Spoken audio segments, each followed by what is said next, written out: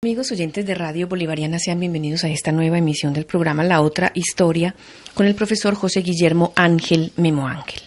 Memo, en estos días caminando por la 70 vi un exabrupto.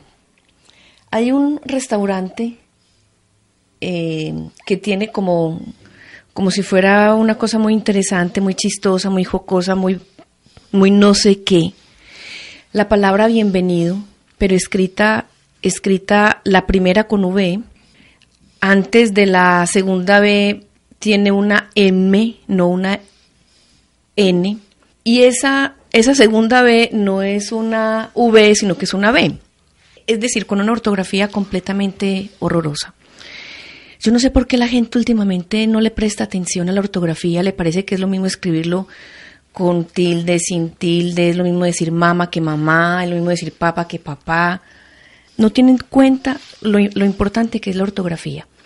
Recordando hace poco, usted me recordaba en una conversación del escritor ruso Pushkin, que fue finalmente el escritor que le enseñó a escribir y hablar al pueblo ruso. Y después de él vinieron todos esos autores clásicos rusos tan interesantes y tan importantes como Tolstoy, como Chekhov, como Dostoyevsky, en fin, fueron todos los autores rusos interesantes que hoy leemos, pero fue gracias precisamente a un escritor. Esa es como la labor del escritor, enseñarle a leer, a escribir, a hablar a la gente. A ver, si aquí en Antioquia, antes de empezar a hablar de Pushkin, ha habido esa tendencia a exaltar el error gramatical, el error de pronunciación, y obviamente exaltamos los errores, porque es que en la medida en que yo exalte un error del habla,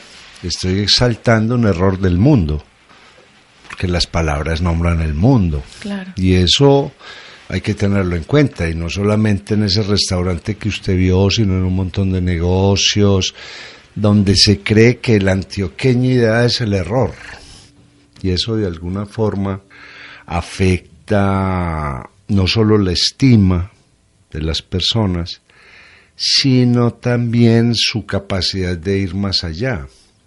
Entonces, cuando hablamos de Alexander Pushkin, es un escritor revolucionario, completamente revolucionario, porque no solamente cambia la literatura rusa, sino que va a influir en toda la literatura europea, que es una cosa tremenda. Hay que tener en cuenta que Pushkin se vuelve un elemento necesario para las traducciones, para Flaubert en Francia, por ejemplo, para la nueva literatura que va a ir apareciendo en Europa, que habla de las cosas que le pasan a la gente. Hay que tener en cuenta, por ejemplo, en el caso alemán, que la literatura alemana era una literatura que se escribía para los nobles.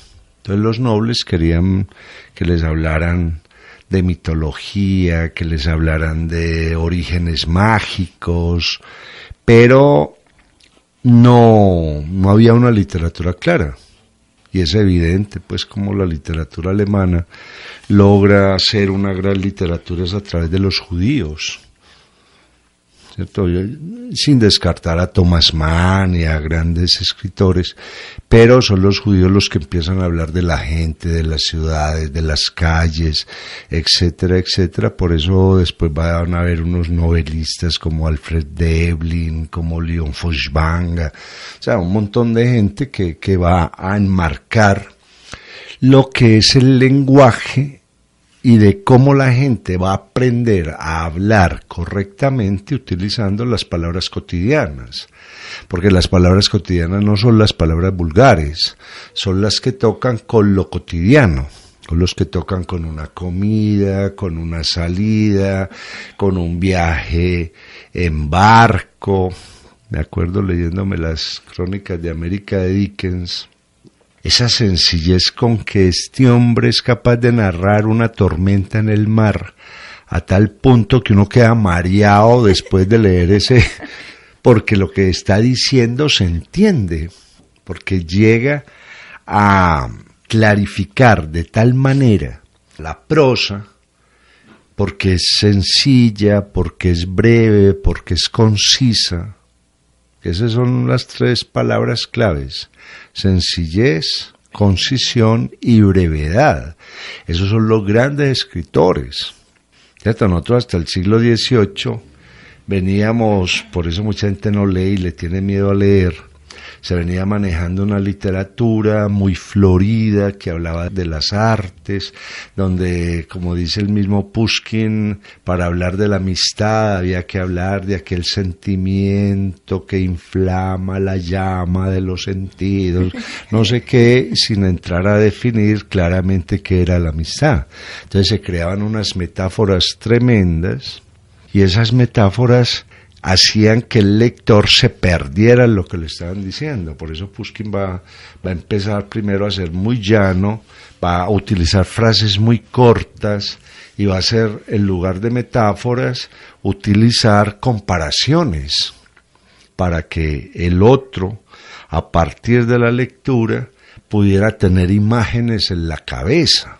Porque es que el lenguaje tiene, como al nombrar el mundo, nombra formas, y al tener la forma en la cabeza ya le sé la acción a la forma, el contexto a la forma, etcétera, etcétera. Entonces con Pushkin aparece una nueva literatura, una literatura muy fuerte, porque hay que tener en cuenta que a partir de él pues aparecen Gogol, aparece Chekhov. De hecho, muchos de los relatos que va a contar, va a escribir Pushkin, los va a utilizar después León Tolstoy. Ana Karenina sale de un pequeño relato que es de Pushkin, que es la gente que asiste, los invitados a la dacha. La dacha es como una finquita que tienen los rusos, y ahí se empieza a dar ese, digamos, que ese adulterio del que después en Ana Karenina Tolstoy va a ser toda una teoría, toda una novela, y no sé si de pronto el mismo Flaubert también se inspira en ese tipo de cosas.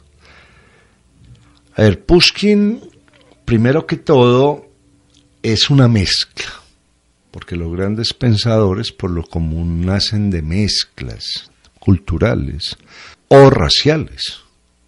Pushkin, de todas maneras, desciende de un hombre negro que llegó a la corte de Pedro el Grande y va a escribir un relato precioso que se llama El negro en la corte de Pedro el Grande.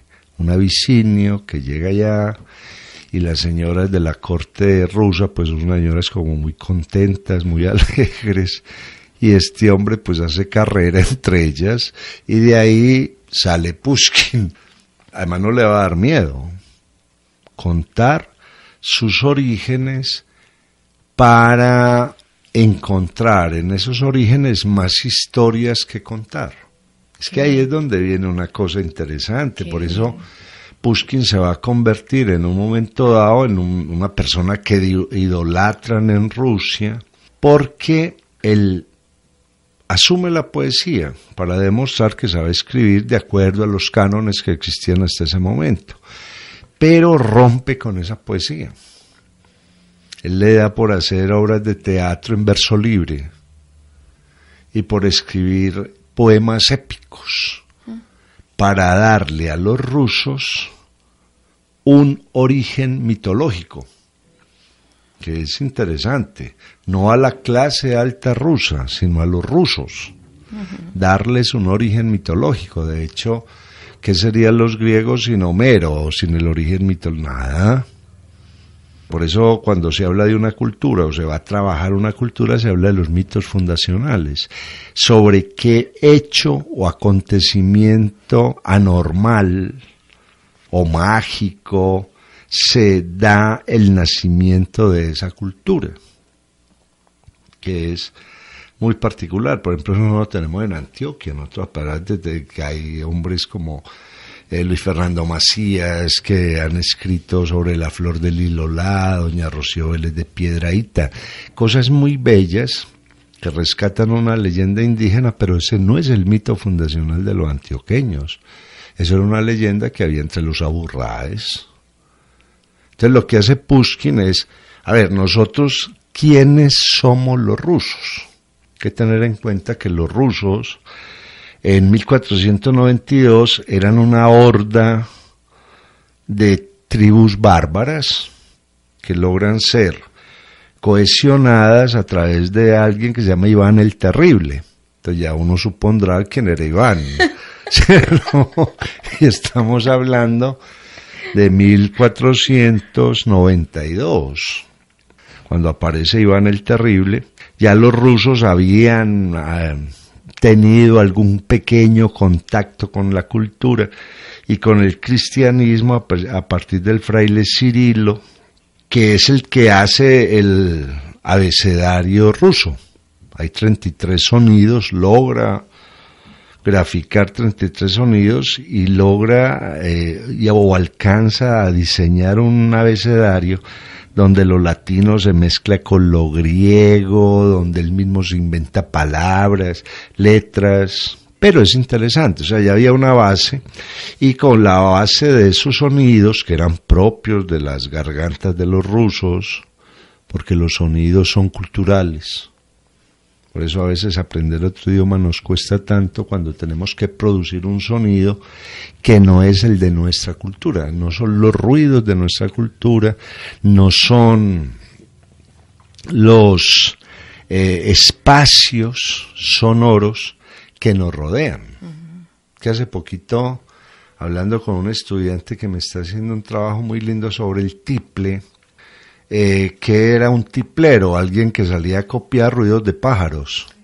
Eso es precioso. Entonces en el tiple entre nosotros, una gente que mira cómo está cantando, el otro tin, tin, tin, tin, tin, y empezaban a copiar sonidos de pájaros. Lo mismo pasa con el oído. Copia los sonidos que lo rodean. Los sonidos que lo rodean en esas tierras frías donde el viento es abunda el sonido ¿cierto? Por eso camarada en ruso se dice tovarish. Claro, pues entonces cosas así por el estilo. Entonces lo que hace Pushkin es primero desmontar esos relatos que solamente eran accesibles a la gente culta. ¿Por qué?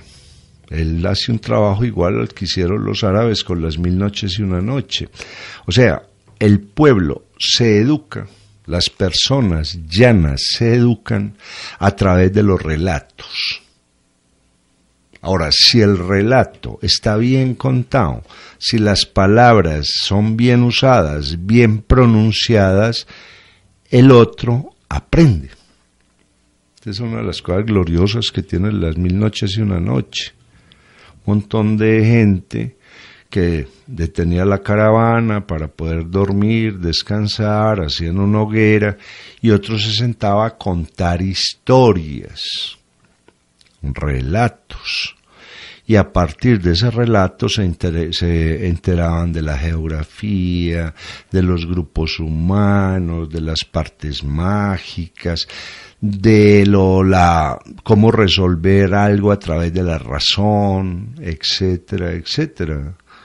Y esto proporcionaba que otros fueran a hablar y a contar a otros eso. Entonces se volvió una cadena, se volvió una palabra que en este momento tenemos satanizada, que es la pirámide, pero hay una pirámide lingual. Si la base es buena. Entonces lo que hace Pushkin es comenzar primero con relatos que tienen que ver con el sentir de los rusos. Incluso se mete mucho en la novela histórica. Él tiene una novela histórica preciosa que se llama La hija del capitán, donde él dice, a través de la literatura se puede hacer la historia, y lanza un reto grande. el lenguaje que se utiliza para las artes, hay que volverlo más sencillo para que se pueda usar en lo social. Se pueda usar en lo político, en lo histórico, en lo que la gente oye, después en el mismo lenguaje periodístico, que es una de las cosas que nos está pasando hoy en día, fatales, porque los periódicos ya no están hablando bien. Que mire, por ejemplo, usted me comentaba ese problema de al interior. No, eso es una cosa de locos. Cierto, que al interior de la casa no, yo no puedo decir al interior, yo tengo que decir en el interior. Solamente el que se dirige a la casa o dentro de la casa va al interior de la casa. Claro, cuando hay una acción. Claro, cuando hay una acción. Pero como que al interior. Ahí Pushkin estaría llorando, o sea, no valió la pena escribir, decir cómo eran las cosas, porque es que el lenguaje me sitúa en el mundo y cada palabra me dice qué es lo que yo debo hacer y qué es lo que sucede ahí. El problema, Memo, es que de lo que usted está mencionando es que, y lo acaba de decir, en los medios de comunicación están maltratando muchísimo el lenguaje, y aunque muchos oyentes y lectores les dicen, vea, no se dice así, se dice así, ellos sistemáticamente insisten en decirlo mal. Sí, claro, era como el verbo colocar y poner. No todo el mundo coloca. Es otra cosa, todo el mundo coloca, y entonces las pobres gallinas que ponen están colocando huevos y... ¿Cierto? Y ahí viene pues el problema para las gallinas y para cuando poner algo es situar algo en un lugar. ¿Cierto? Voy a poner esto, no voy a colocar. Entonces nos vamos enloqueciendo. Entonces el trabajo de Pushkin fue ese, pues precisamente darle mucho peso a la narración. Ahí viene un problema grave en la prensa del Caribe, porque yo no sé a quién se le ocurrió que los periódicos tienen que escribir corto y donde desaparece el narrador. Uh-huh. Los norteamericanos habían sido muy claros al crear la short story, o sea, hacemos una historia corta donde narramos algo y donde el otro ve demasiadas cosas, entiende demasiadas cosas y al ver, entender, habla bien. Porque es que el problema de la lectura es la atención que yo pueda lograr en el lector. Por eso hay libros que uno no suelta. Entonces empieza la búsqueda de Pushkin en el mundo de las palabras. Hay que tener en cuenta que Pushkin hace ese trabajo en muy poco tiempo, porque él dura 38 años. Él se pone a pelear en un duelo y lo matan. Él era, ¿cierto? Era la época, él nace en 1799, Emil en 1837, y en ese corto tiempo, pues prácticamente revoluciona la escritura. Entonces él comienza primero a ver, ¿se puede hacer una novela en verso o no? ¿Para qué? Pues para que la gente se la aprenda y después la narre en otra parte sin necesidad de saber leer. O sea, tienen un lector, el otro explica tal cosa, la va leyendo, entonces así como uno se acuerda de un montón de poemas y de cosas, antes se aprendía las novelas de Pushkin en verso, que era un método muy bueno, por eso la mayoría de los libros religiosos vienen con versos, versículos, son frases cortas que enseguida tienen otra frase subordinada y la una va con la otra. Por eso hay gente que sabe la Biblia de memoria, se sabe el Corán de memoria, se sabe el Talmud de memoria, porque logra eso. Y la novela obviamente contaba una historia agradable, fácil de memorizar. Que me acuerdo en este momento cuando aquí en Colombia la gente memorizaba la ortografía con los versos de Marroquín. Era un tratado de ortografía en verso. Entonces la gente decía, pum, pum, cantaba el verso. Esto lleva tilde. Esto es tal cosa. Claro, uno de los grandes de estos, de pronto conseguimos eso de Marroquín y leemos unos trozos. Luego aparece algo muy interesante con Pushkin, y es que se va a dedicar a buscar varias cosas. Primero, se van a narrar las tradiciones. Vamos a darle fuerza a las tradiciones, porque a través de lo que yo escribo me identifico. O sea, si no hay una tradición buena, la gran mayoría de los lectores desertan del texto. Es lo que nos ha pasado en Antioquia, y algunos ya estamos metidos en ese trabajo, y es: ¿quién es un antioqueño? ¿Cuáles son las tradiciones del antioqueño? Un antioqueño no es un tipo que mantiene matando y disparando. Hay tradiciones de animales, de culinaria, de formas de sociabilización, tradiciones en el uso de la tierra, etcétera, etcétera. Y eso es lo que va a empezar primero Pushkin. Además, Tolstoy va a copiarle mucho de la metodología a Pushkin. Cuando Tolstoy en sus últimos años se va a la finca, a una finca que él tenía, Elia Poliana, ¿cómo educar a los niños? Entonces empieza a escribir cuentos para que los niños se identifiquen, y muchos de esos cuentos son tradiciones populares que él arregla. Y el niño se ve reflejado ahí, porque él de alguna forma había visto eso en la casa, el abuelo le había contado algo, la mamá, o conocía a los animales de los que estaban hablando, etcétera, etcétera.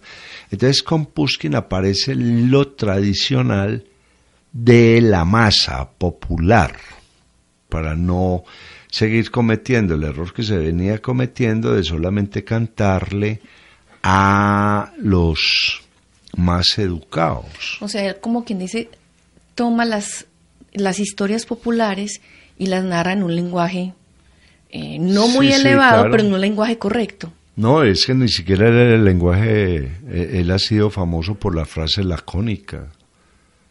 Abrió la puerta y la cerró. Ya, por eso entró a la casa.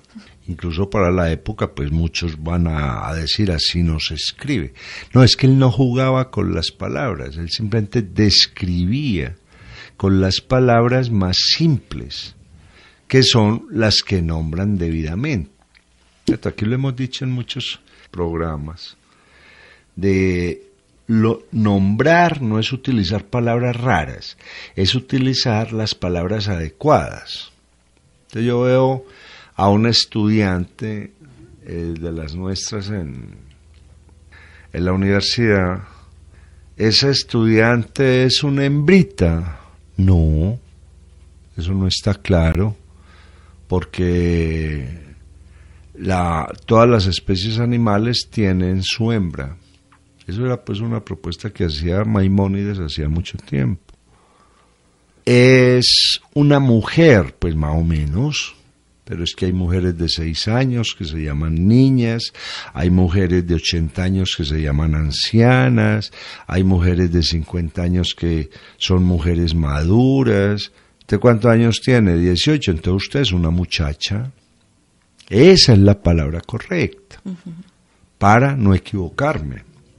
Entonces yo estoy en una clase, ¿y cuántas mujeres hay? No, ¿cuántas muchachas hay? Ay, mire, profesor, es que yo tengo 40 y tanto, entonces hay tantas muchachas y una señora. Y ese es el trabajo de Pushkin. O sea, que no es que se trate de buscar palabras rebuscadas. Extrañas, sí, claro. Rebuscadas, sino las palabras exactas que nombran la cosa o que nombran la acción. Claro, ese es uno de los problemas, por ejemplo, de muchos libros que les ponen a leer a los muchachos. Son unas cosas completamente alambicadas, completamente barrocas, y el otro se asusta con la lectura. Porque habría que diferenciar entre las cosas alambicadas y barrocas a aquellas que simplemente tienen un léxico muy amplio, porque es que eso es otra cosa. Estamos aprendiendo a hablar con 100 palabras, pues con 200 y de ahí no nos movemos. No, pero lo malo de esas 100 palabras o 200 palabras es que no son capaces de producir ciencia. No son capaces de profundizar para la política, para la economía, para la psicología. O sea, alguien que maneja esas palabras se entiende, pero no es capaz de profundizar. No es capaz de profundizar, y la inteligencia está en profundizar. Pero profundizo uniendo un concepto con otro, no enredando el concepto. A mí me llama muchas veces la atención de por qué tantos teóricos son tan complicados, porque no saben hablar. O traductores que se ponen a traducir a otro que escribió muy bien y lo enredan. Pero cuando se lee un buen autor es tremendamente claro, es esto, más esto, más esto, más esto. No es de extrañar que debido a Pushkin en Rusia comiencen a desarrollarse ciencias y que en un momento determinado los mejores físicos del mundo sean rusos. Porque la física tiene que ver con las palabras que nombra el mundo y con las acciones que se dan en el mundo. Por eso se llama física, habla de lo que es la física, la naturaleza. Entonces, ¿cómo hacemos para...? Entonces, cuando uno se lee cualquier libro de física escrito por un ruso, eso es una dicha, porque con Pushkin aprendieron a nombrar de manera correcta. Entonces se va a dar esto. Pushkin, que se lo llama pues el gran escritor romántico de Rusia. A ver, romántico no es que me mantenga enamorado. Cuando uno dice música romántica, eso es mentira, no es música romántica, eso es una lloradera o alguien que no logró enamorar a la señora que quería, ¿o cierto? Lo romántico, la palabra romántico viene de román, que en francés y en alemán traduce novela. O sea, el que es capaz de coger gente común y corriente y dotarla de una historia espectacular. De hecho, el gran romántico inglés, que es Sir Walter Scott, coge la historia y novela la historia. Y eso era el romanticismo. Y después se coge los grandes escritores románticos alemanes, franceses, etcétera, y están convirtiendo algo simple en un gran evento.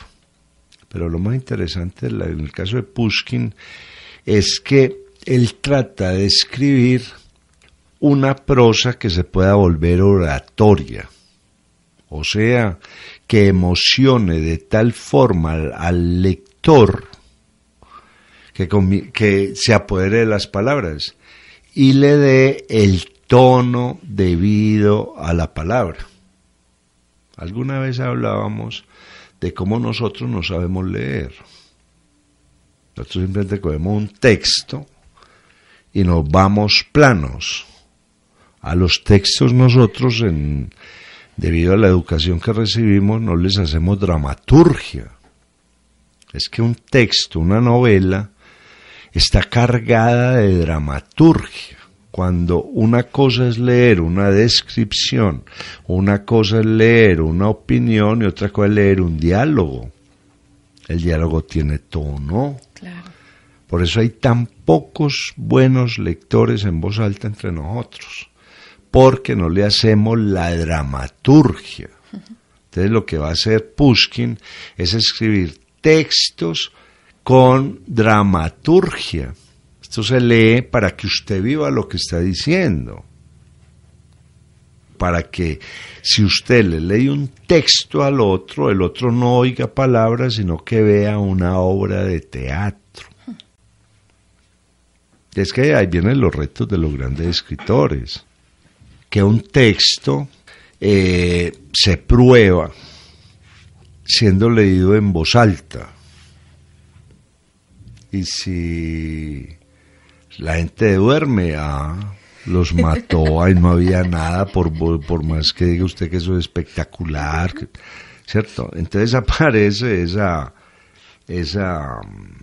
digamos que esa técnica que empieza a utilizar Pushkin, lo simple, conciso, breve, lo coloquial, lo emocional. De Pushkin decía que había escrito novela o relatos psicológicos sin darse cuenta, porque escribía también que no, aquí no es que esté narrando una neurosis, sino que así habla ciertas personas hablan de esta manera, actúan de esta manera. Por eso después lo va a utilizar muy bien Dostoyevsky. Que Dostoyevsky por lo común acaba con la narración. Dostoyevsky narra muy poco, pero el discurso de Dostoyevsky es tremendo. Esa gente conversa, y al conversar se cuentan todas las historias. Eso fue lo que le aprendió Isaac Bashevis Singer a Dostoyevsky. Y cuando uno lee Isaac Bashevis Singer tampoco describe muy poquito. Ahora, el diálogo es permanente, porque ¿cómo nos enteramos nosotros de lo que sucede? Hablando uno con otro. Es una cosa muy interesante. Nosotros aquí en Colombia, leer tanta literatura antigua, nunca fuimos modernos. Y todavía al mismo García Márquez le da brega a hacer diálogos profundos. Aquí de pronto el que más se metió con un diálogo muy lindo, muy poético, fue Manuel Mejía Vallejo. Pero es eso, entonces es el gran descubrimiento de Pushkin. Un momentico, menos narraciones, la tersa piel sobre la que se reflejaba la luz, dejando no, ahí no, simplemente le brillaba la piel, querido, y sigamos. Entonces no se trataba de hacer bordados sobre las palabras, sino de situar la acción frente al lector como en una película. Hay una película tremenda que es Alexander Nevsky, de las primeras que se hicieron en Rusia, y la obra musical, porque es que Pushkin es digamos que el incentivador de la gran música rusa clásica. ¿Cierto? Entonces cuando uno oye esas sinfonías, es una locura, uno está viendo todo eso. ¿De acuerdo? Una de Tchaikovsky que se llama 1812, la llegada de las tropas napoleónicas a Moscú, todo ese problema que después va a contar Tolstoy en La Guerra y la Paz, la batalla de Borodino, todo esto, y cuando uno oye 1812 hay cañones, pum, pum. Claro, todos, ojo, estamos narrando esto, eso tenía este ruido, este otro, hay que hacerle esto. Entonces Tchaikovsky hace unas cosas tremendas, que además hace unas piezas musicales de la magia rusa bellísima, la danza de las hadas del azúcar, el lago de los cisnes, o sea, son un montón de cosas que existían en Rusia y que ellos, leyendo a Pushkin, es que esto se puede dramatizar, podemos hacer una cosa tremenda. O sea que Pushkin no solamente influyó sobre escritores, sino también sobre compositores. Sí, claro, no, es que él cambió todo. Él cambió Rusia. Culturalmente hablando. Prácticamente, que hubiera sido de Eisenstein, el gran cineasta ruso, si no hubiera leído a Pushkin. Es que cuando uno ve obras como una que le cancelaron durante mucho tiempo a Eisenstein, porque los norteamericanos acaban con los rollos, que se llama Que viva México. Eso es leer una cultura, pero bien leída. Eso parece un texto escrito por Pushkin, ¿cierto? Cuando se rescata eso, la década de los 80, y podemos ver la película, esa película es maestra, es completamente maestra. Entonces los directores de cine, los fotógrafos y los grandes escritores, porque es que con Pushkin se desata una literatura muy fuerte, que va a influir incluso en los textos políticos. Que cuando uno lee la historia de la Revolución Rusa o mi biografía de León Trotsky, inmediatamente uno se entera. Eso es de una claridad absoluta. O a Isaac Babel, la Caballería Roja, por ejemplo. Son un montón de cuadritos. Y esos cuadros se pueden filmar, se les puede tomar fotos si uno quiere, pueden pintar. Eso es de una claridad absoluta. Entonces, todo ese papá de esta gente era Alexander Pushkin. Obviamente, Pushkin es el primero, no va a tener la calidad de un Gogol en las novelas de Dostoyevsky, por ejemplo, Las pobres gentes, o Gogol con Las almas muertas, o Los cosacos cuando los narra León Tolstoy. O sea, que son cuentos mágicos. Un cuento de Tolstoy que llama El diablo, una cosa más bien escrita.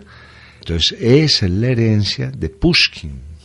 De hecho, los franceses, como había tanto francés en Rusia, como realmente la cultura rusa moderna es una creación francesa, debido a Pedro el Grande y a las Catalinas, ellas llamaban profesores franceses. Entonces, donde Catalina la Grande estuvo Voltaire, venga a ver usted quién es, a ver qué nos puede enseñar, y buena parte de la lengua rusa se comenzó a nutrir de palabras francesas, y las primeras traducciones rusas se hicieron al francés. Primero porque había muchos profesores franceses en San Petersburgo, en lo que se llama la Bielorrusia, la Rusia blanca, y llevaban lo que veían, lo traducían al francés. Y esta gente estaba revolucionando la literatura. Y todo empieza con Pushkin a finales del siglo XVII. Y los franceses ya más o menos habían hecho sus pinos, pero se dan cuenta de la simpleza de esta escritura y de las posibilidades que daba esa simpleza. Porque cuando uno coge esta literatura previa al siglo XVIII en buena parte del mundo, es una literatura que al no tener que decir, adornan la frase y logran 40 frases. Esto van al dato. Después se va a decir, por ejemplo, de que hombres como Poe, que leían francés, logran aprender buena parte de sus técnicas leyendo a Pushkin. Y después se va a dar una literatura excepcional, que es la literatura norteamericana. Más simple no se puede. Por eso los cambios son radicales. Entonces Pushkin va a cumplir, digamos que la tarea de civilizar la lengua, de volverla urbana, de volverla historia de la gente, de volverla formas de hablar, de volverla una estructura para enseñar. ¿Cierto? Nosotros, yo me acuerdo cuando yo estudiaba comunicaciones, para aprender el estilo en español, nos hacían leer a Sorín, don José Martínez Ruiz, que ese era el estilo en español. Leer a Sorín es una dicha, y seguramente a Sorín, como Clarín, Leopoldo Alas Clarín, en español, nos enseñaron a narrar en español, pero eso, ya que uno encuentra a alguien que lea a Sorín es como un caso raro, o alguien que lea a Clarín es un caso raro, porque esta gente era clara, tremendamente clara, y eso era entonces el trabajo de Pushkin fue, y el que en francés le dicen Pushkin, que es muy, muy interesante, porque las palabras de 2 sílabas en ruso llevan la tilde en la primera sílaba. Entonces uno no dice Chekhov, sino Chekhov. Pero en francés la tildaron en la última parte. Entonces en Francia Pushkin era Pushkin, Chekhov era Chekhov. Que es muy interesante porque a veces se arman unos alegatos. ¿Tenemos en español nuestro propio Alexander Pushkin o no? Yo sí creo. Creo que es un hombre que se llama Horacio Quiroga, un uruguayo, el mejor cuentista que hemos tenido del sur. Y después, aprendiéndole a Quiroga, aparece Borges. Borges es una especie de monstruo del lenguaje, de lo sencillo. ¿Usted no pondría ahí a Miguel de Cervantes? A ver, Cervantes hace un trabajo muy claro y es rescatar la lengua popular para llevarla a una novela, es darle a la lengua un carácter de contenedor universal. O sea, todas las palabras sirven, todas, y las vamos a usar, pero Cervantes de todas maneras está muy tocado de la literatura clásica. Entonces está muy tocado de la literatura clásica y a veces tiene formas que lo descontrolan a uno un poquito, pero digamos que es el papá, pero no el pulidor. ¿Quién va a pulir eso con la lengua nueva? Es que la lengua va a la par de la ciencia. Va a la par de la ciencia. Por eso, ¿cuál es el mejor inglés de todos? El norteamericano. Es el que más nombra cosas. La lengua va a la par del descubrimiento histórico. La lengua va a la par de la aparición de nuevas formas sociales. Entonces yo sí logro en el Quijote entender los inicios del siglo XVII, pero de ahí hasta acá hay cualquier cantidad de datos. Y se habla más rápido, se habla mucho más rápido. Entonces yo no desconozco a Cervantes para nada, es más, cualquier persona culta, que se la dé culta, tiene que haberse leído el Quijote de la Mancha, porque el Quijote de la Mancha es el paso de la sin razón a la razón. O sea, si uno habla, de pronto un día esto nos dedicamos un poquito a ese libro, Cervantes va a influenciar el pensamiento, por ejemplo, de Spinoza. Cervantes es de los primeros que escribe ciencia ficción. El licenciado Vidriera, un abogado que era de vidrio. El coloquio de los perros, por ejemplo. Hablan los perros, no hablan. ¿Qué se cuentan de sus amos? Entonces ahí hay mucha cosa, pero el estilo ya como tal, o sea, una lengua que está en capacidad de leer el mundo, comienza con Leopoldo Alas Clarín y con Azorín, que mire, por ejemplo, una prosa tan maravillosa como la de Jorge Isaacs, pero todavía pecan y se quedan jugando con las palabras, un amanecer, un atardecer. Esta gente no está atardeciendo.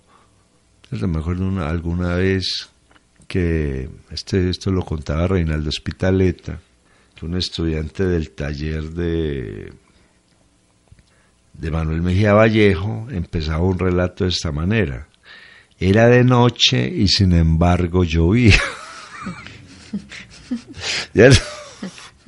Pues, o sea, está todavía enredado con literaturas no modernas.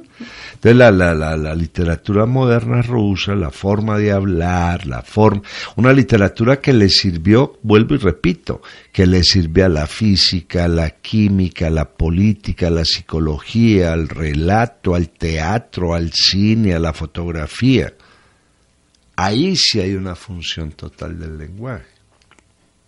Por eso Cervantes, escribir un libro de ciencia en la lengua de Cervantes es muy complicado. Pero Cervantes le aportó que cogió toda la lengua que había y dije, toda sirve, porque toda nombra. Y ahí logra hacer pues ese libro maravilloso que es Don Quijote de la Mancha. Entonces ya para cerrar, Pushkin, al enseñarle a los rusos a hablar, al enseñarle a nombrar a los rusos, les va a dar el carácter real a los rusos, porque ya sabe cómo son, quiénes son, de dónde vienen, y sus palabras que les permiten aprender de lo que todavía no saben. El trabajo de Pushkin es tremendo, y me acuerdo de esa canción de Gilbert Bécaud que se llama Nathalie, donde van unos franceses, están haciendo una excursión por la Plaza Roja de Moscú, y donde más fuerza le van a dar a esa canción es nombrando el café Pushkin. ¿Y por qué ese café se llamaba Pushkin? Porque en los cafés la gente se reúne a hablar. Entonces el café Pushkin va a ser muy importante para esa canción. Nos vamos a ir para el café Pushkin a oír hablar.